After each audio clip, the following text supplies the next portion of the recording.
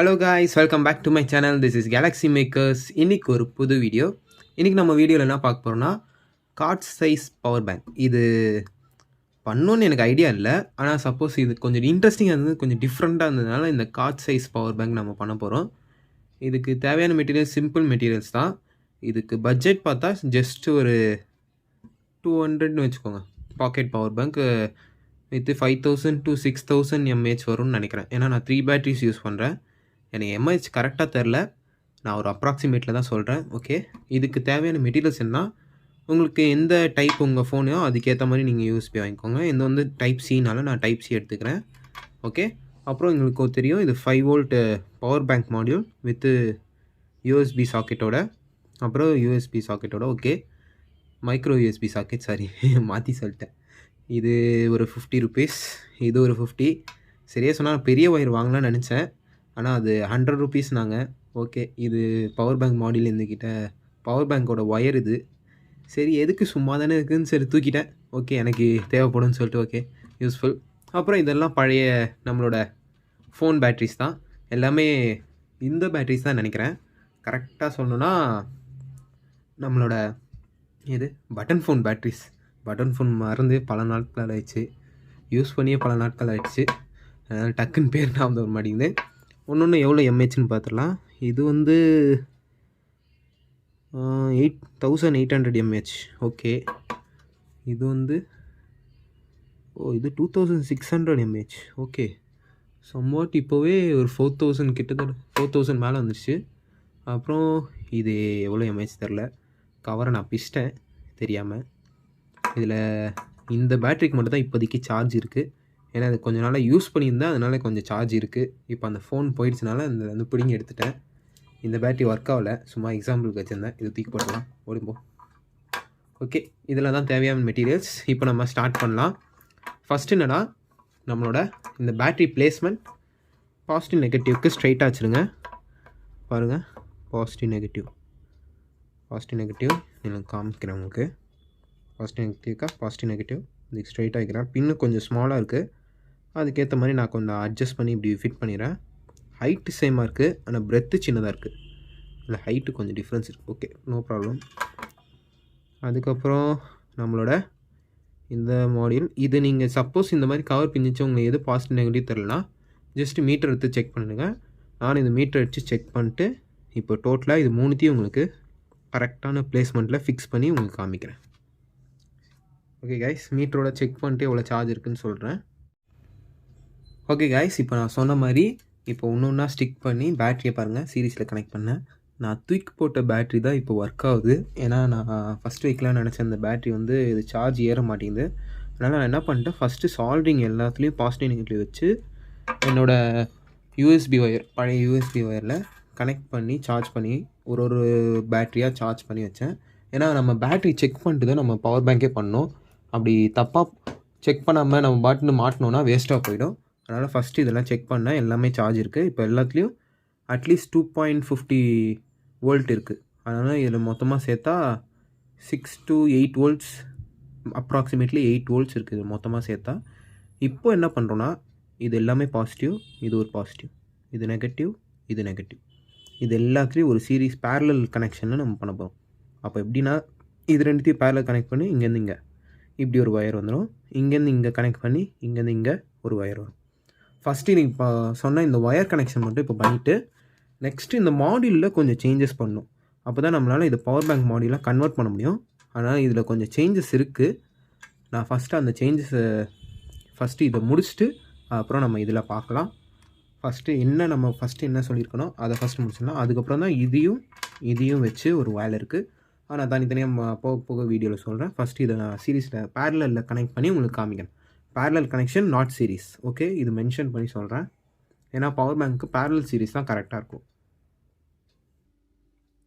Okay guys, இப்போ நான் சொன்ன மாதிரி பேரலல் கனெக்ஷன் பண்ணிட்டோம் வெற்றிகரமாக. நான் ஜஸ்ட் இப்போது உங்களுக்கு எவ்வளோ வோல்டேஜ் இருக்குதுன்னு மட்டும் காமிச்சிடுறேன்.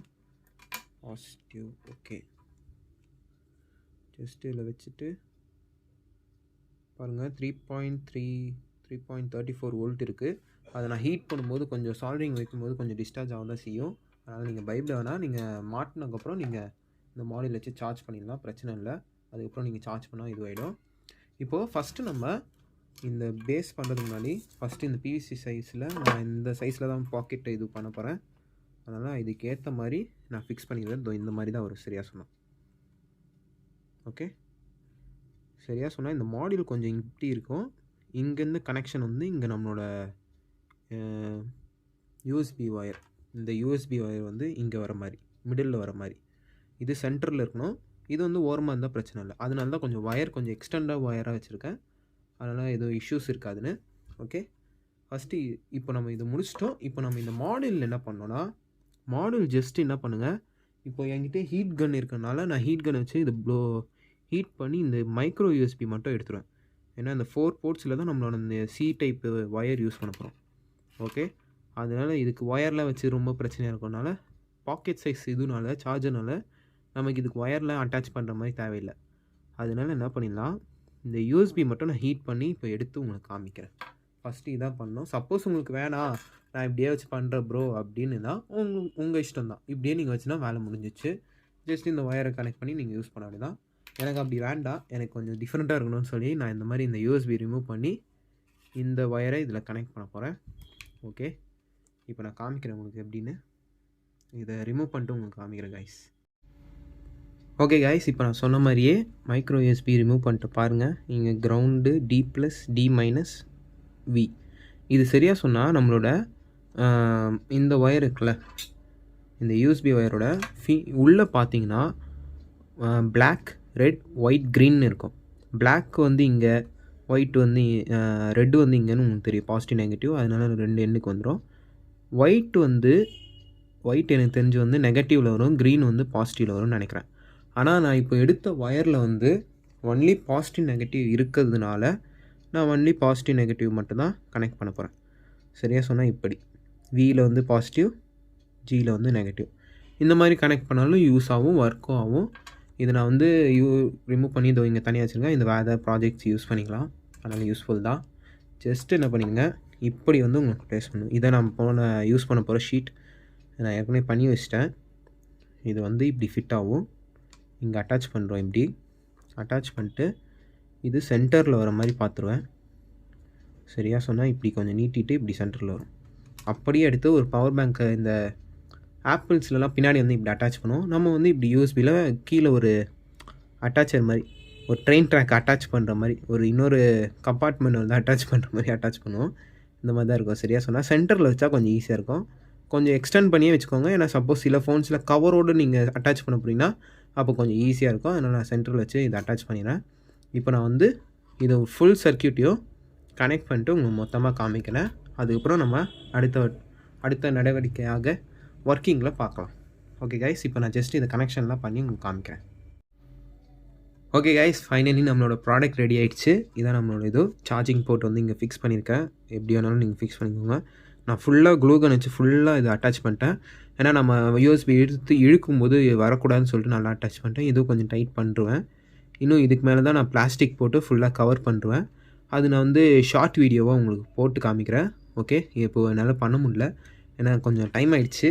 Okay, sorry for this. அதனால் பிரச்சனை ஒன்றும் இல்லை. இப்போது ஜஸ்ட் என்னோடய டைப்-C ரியல்மி ஃபோன் எடுத்துக்கிறேன். இது இப்போ நான் டெஸ்ட் பண்ணும்போது உங்களுக்கு வீடியோ காமிக்கும் முன்னாடி டெஸ்ட் பண்ணேன். அப்போ என்னோடய ஃபோன் வந்து இந்த கேமரா ஃபோன் வந்து 66 வாட்ஸ் சப்போர்ட் உள்ள ஃபோன். இது நான் போட்டு 30 செகண்ட்ஸில் ஒரு புள்ளி ஆயிடுச்சு. இப்போது நான் சொல்லிடுறேன், இது ஒன்லி ஃபார் எமர்ஜென்சி பர்பஸ் மட்டும் தான் இந்த பவர் பேங்க்கே. ஏன்னா அது எம்ஏஹெச் கம்மி, வோல்டேஜும் ரொம்ப கம்மி. அதனால் டக்குன்னு சார்ஜ் ஏறுங்க சான்ஸ் இருக்குது. மினிமம் ஒரு 10 பாயிண்ட்ஸ் ஏற சான்ஸ் இருக்குது. அது உங்கள் ஃபோன் பொறுத்து. என் ஃபோன்னா ஒரு 5 to 8 பாயிண்ட் வருது. ஏன்னா எமர்ஜென்சி பர்பஸ்க்கு நமக்கு இது யூஸ்ஃபுல்லாக இருக்கும்.